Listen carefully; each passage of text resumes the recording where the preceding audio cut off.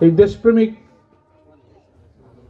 মানুষটার মানবীয় ভুল ত্রুটিগুলো ক্ষমা করে দিয়ে আল্লাহ পাক তাকে জান্নাতবাসী করেন। প্রায় 80 বছর বয়স।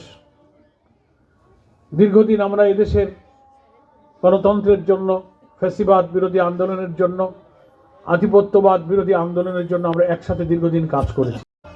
তাই যে কোনো মানুষ মুসলিম হিসেবে যখন আমাদের মাঝ থেকে বিদায় নিয়ে যায়, তাদের বিদায়ে আমি নিজে, আপনারা, পৃথিবীর কেউই আমরা ভুল ত্রুটির ঊর্ধ্বে না, নাকি বলেন? তাই কারোর ইন্তেকাল হয়ে গেলে আমরা আল্লাহ তাআলার কাছে দোয়া করব, আল্লাহ তাআলা যেন এই দেশপ্রেমিক মানুষটার মানবীয় ভুল ত্রুটিগুলো ক্ষমা করে দিয়ে আল্লাহ পাক তাকে জান্নাতবাসী করেন।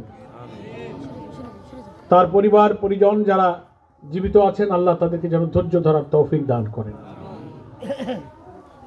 এশার আজান হচ্ছে, একজন জবাব দিলে হবে। এশার একচারী শাসকের জগদ্দল থেকে মুক্ত হয়ে একটা বাধাহীন পরিবেশে মানুষের মাঝে আসবার একটা সুযোগ লাভ করেছি, নাকি বলেন?